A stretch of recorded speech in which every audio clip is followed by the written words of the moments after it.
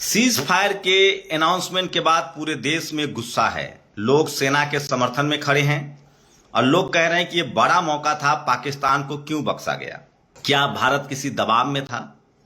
क्या अमेरिका ने भारत के साथ छल किया है?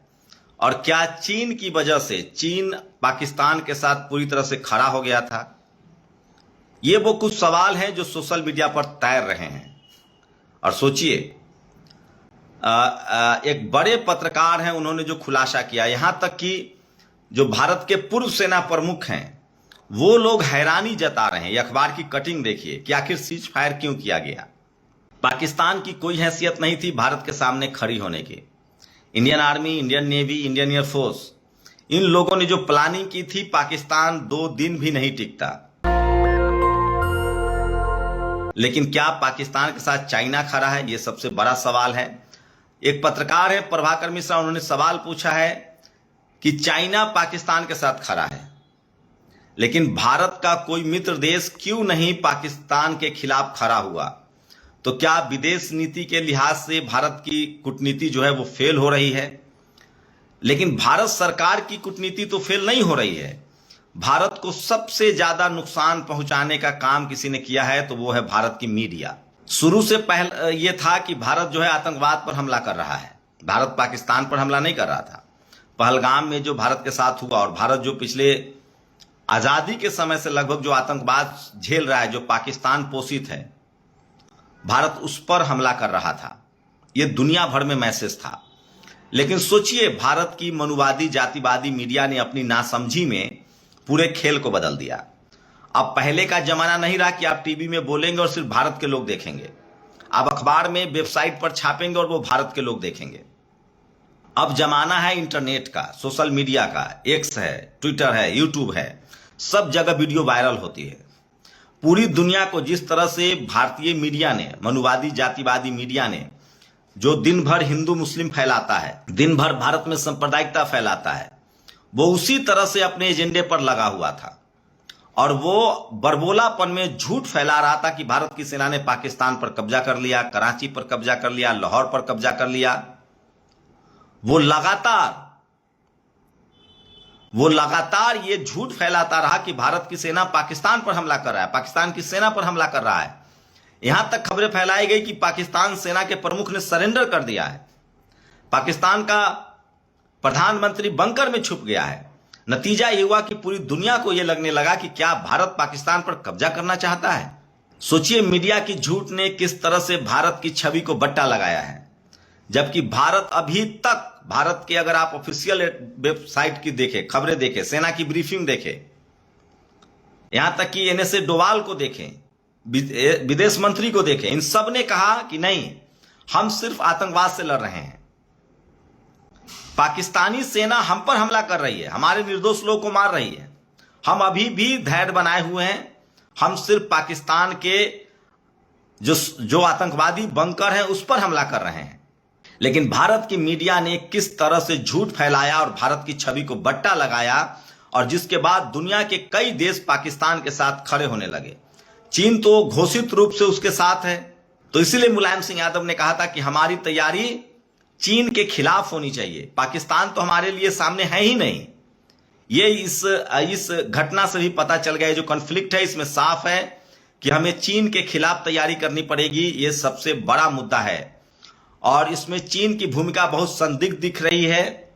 चीन लगातार पाकिस्तान के साथ खड़ा रहा है, वो बयान भी दे रहा है, और चीन लगातार रूस के साथ खड़ा हुआ है, उसने एक ट्रायंगुलर बना लिया है। लेकिन सबसे बड़ी बात, तमाम मुस्लिम देश भारत के साथ खड़े रहे। सोचिए, ये मनुवादी मीडिया की चले तो इन्होंने अरब के खिलाफ कितना जहर उगला है।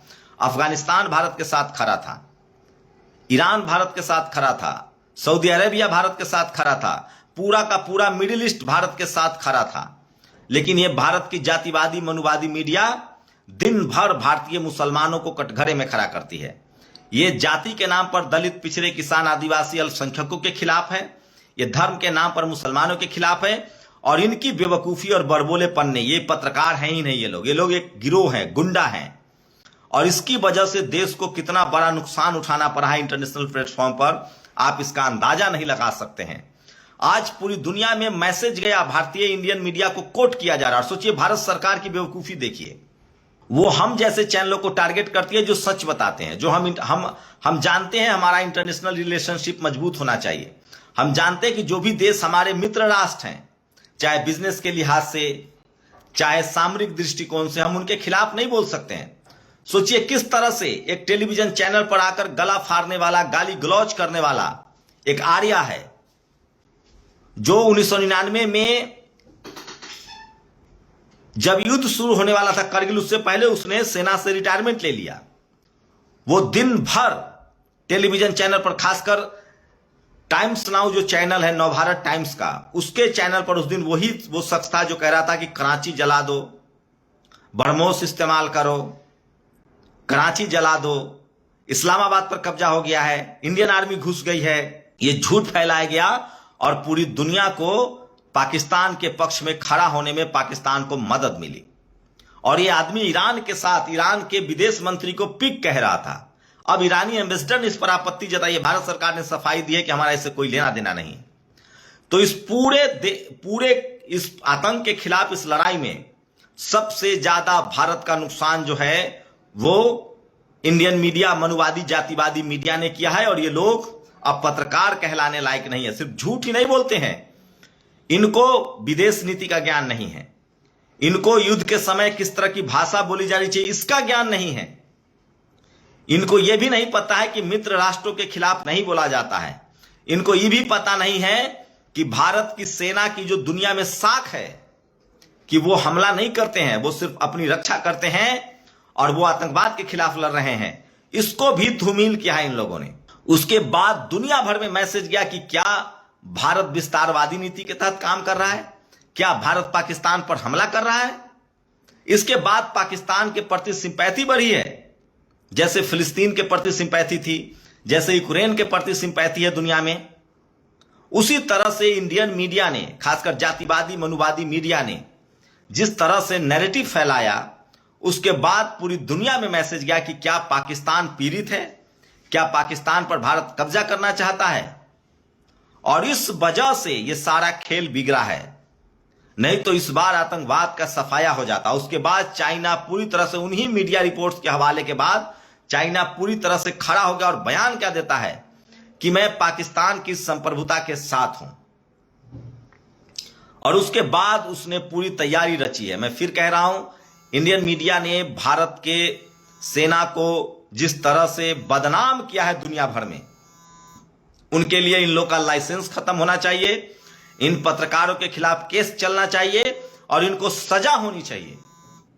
सवाल है कि इन्होंने झूठ फैलाया इंडियन आर्मी के खिलाफ, नेवी के खिलाफ, एयरफोर्स के खिलाफ।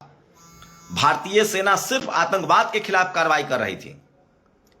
पाकिस्तान की तरफ से भारतीय सैन्य ठिकानों पर हमले हो रहे थे, पाकिस्तान की तरफ से भारत के आम नागरिकों पर रॉकेट दागे जा रहे थे, लेकिन भारत की मनुवादी जातिवादी मीडिया खबर झूठ फैला रही थी कि भारत कब्जा कर रहा है पाकिस्तान पर। और जिस वजह से पूरी दुनिया में सिंपैथी मिली पाकिस्तान को। सोचिए भारत सरकार ने ईरान को कहा है कि ये आर्या नाम का जो आदमी है वो इंडिविजुअल आदमी, उसका भारतीय सेना से, भारत सरकार से कोई लेना देना नहीं है। तो सोचिए जो भारतीय मीडिया, जो मनुवादी जातिवादी मीडिया अब तक लॉकडाउन में जनता के साथ नहीं थी, कोरोना में जनता के साथ नहीं थी, नोटबंदी में जनता के साथ नहीं थी, जो इस देश के विज्ञान के साथ नहीं है, इस पूरे 4 दिन 5 दिन के मसले में साफ हो गया है कि भारत की तैयारी चीन के खिलाफ होनी चाहिए और वैज्ञानिक तरीके से यह लड़ाई लड़नी पड़ेगी। इसके लिए आपके पास शानदार तरीके से अपने फाइटर प्लेन्स होने चाहिए, अपने मिसाइल्स होने चाहिए।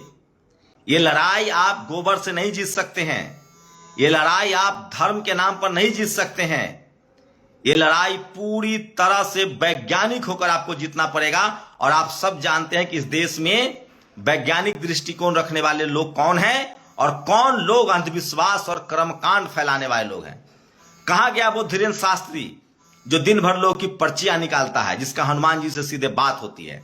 कहां गया वो रामभद्राचार्य जो मायावती जी, मुलायम सिंह का राजनीतिक विरोधी करता है और वो कह रहा था कि पाकिस्तान स्वाहा हो जाएगा कुंभ में। इन लोगों ने देश का भट्ठा बैठा दिया है। इन लोगों ने पूरी तरह से अंधविश्वास और कर्मकांड में इस देश को धकेल दिया है। भारत सरकार कम से कम कम से कम इस बात को समझ रही है। तो टेलीविजन मीडिया ने इस देश को बेड़ा गर्क कर दिया। वो दिन भर अपने ही देश के नागरिकों को लड़ाते हैं। आप सोचिए, पाकिस्तानी आतंकी और भारत की मनुवादी मीडिया में कितना अंतर है। पाकिस्तानी आतंकी भी चाह रहा था कि भारत में हिंदू मुस्लिम फैले और इसलिए उसने धर्म पूछकर लोगों को मारा। और इंडियन मीडिया क्या करती है? दिन भर धर्म देखकर खबरें चलाती है, भारत के भाईचारा को लड़ाती है, एक दूसरे को लड़ाती है। जाति के नाम पर तो ये 1000 साल से ये कमीनापंथी कर रहे हैं। और अब तो युद्ध के समय जब भारत आतंकवाद के खिलाफ लड़ रहा था, इन लोगों ने गलत खबर चलाई कि भारत पाकिस्तान पर हमला कर रहा है, भारत ने पाकिस्तान पर कब्जा कर लिया है, इस्लामाबाद, कराची, रावलपिंडी, लाहौर सब पर कब्जा कर लिया है। और इस झूठ की वजह से दुनिया में मैसेज गया कि क्या भारत आक्रमण कर रहा है, जबकि भारत सिर्फ आतंकवाद के खिलाफ लड़ रहा था। तो सोचिए देश का कितना बड़ा नुकसान हुआ है। उसके बाद भी मुझे अंदाजा नहीं है। इन तमाम मीडिया चैनल्स के लाइसेंस कैंसिल होने चाहिए। इन तमाम मीडिया चैनल्स के पत्रकारों पर जांच होनी चाहिए कि ये लोग झूठ कैसे बोलते हैं और किस तरह से इन लोगों ने भारत की सेना, जिसकी दुनिया भर में साख है, जो खुद अजीत डोभाल ने कहा है कि युद्ध हमारी प्राथमिकता नहीं है, अजीत डोभाल ने कहा है। तो सोचिए, भारत के खिलाफ इन्होंने पूरी दुनिया को खड़ा कर दिया। भारत की जातिवादी मनुवादी मीडिया ने यह कहकर कि भारत कब्जा कर रहा है, जबकि भारत आतंकवाद के खिलाफ लड़ रहा था। सोचिए कितनी बड़ी मिसहैपनिंग हुई है, कितना झूठ बोला गया। हम लोग लगातार रिपोर्ट कर रहे थे, संयम से हम लोग बता रहे थे। पहले दिन से हम लोग बात कर रहे थे कि भारत आतंकवाद के खिलाफ कार्रवाई कर रहा है। भारतीय सेना अभी भी अपने यहां से बैठकर आतंकीय ठिकानों को निशाना बना रहा है। लेकिन इन जातिवादी मनुवादी मीडिया ने भारत को पीछे धकेला है, भारत की छवि को बट्टा लगाया है, भारत की सेना की साख को बट्टा लगाया है और इन्होंने अंधविश्वास फैलाया है। ये अंधविश्वासी तो है ही, ये सांप्रदायिक तो है ही, अब सेना के खिलाफ भी इन्होंने झूठ फैलाया है। और कई बार डिफेंस मिनिस्ट्री ने झूठ को बेनकाब किया है। इन्होंने झूठ फैलाया कि भारतीय मिलिट्री कैंप में आत्मघाती हमला हुआ है। इन्होंने झूठ फैलाया कि जयपुर एयरपोर्ट पर हमला हुआ है। ये सब झूठ फैलाया गया। अब सोचिए, तो ये जो सीज फायर हुआ है, इसके वजह से भारत पर इंटरनेशनल दबाव बनाया जा रहा था। भारत पर दबाव बनाया गया। उसके बाद भारत अभी भी कह रहा है कि हम युद्ध के पक्ष में नहीं है, लेकिन पाकिस्तान को आतंक खत्म करना होगा।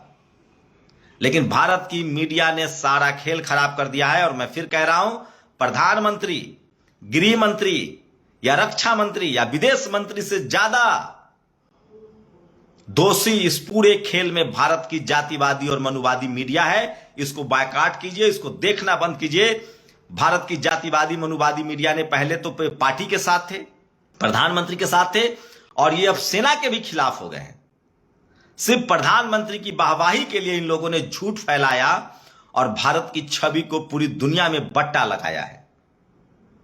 आज तक भारत की छवि थी कि भारत छेड़ता नहीं है और छोड़ता भी नहीं है।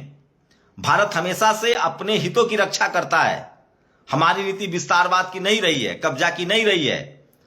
जो गरीब मुल्क हैं, जो कमजोर मुल्क है, उन पर हमला करने की नहीं रही है, उनके साथ खड़ा रहने की रही है। लेकिन ये मनुवादी जातिवादी मीडिया ने भारत की छवि, भारत की सेना की जो विश्वसनीयता है, उन सबको बट्टा लगाया है। सोचिए, आप लोग अपनी राय जरूर दीजिए। और हम भारत की सेना के साथ हैं, हम भारत के साथ हैं, भारत सरकार के साथ हैं। लेकिन एक बात है कि इस मीडिया के झूठ ने सारा खेल को बिगाड़ा है। शुक्रिया। दस्तक की आपसे गुजारिश है कि अगर इसको बचाना चाहते हैं तो नेशनल दस्तक को सब्सक्राइब करने के लिए रेड कलर के सब्सक्राइब बटन को दबाएं, फिर बेल आइकन की घंटी दबाएं। नेशनल दस्तक को बचाने के लिए बहुत जरूरी है कि हर खबर को शेयर करें, लाइक करें, कमेंट जरूर करें।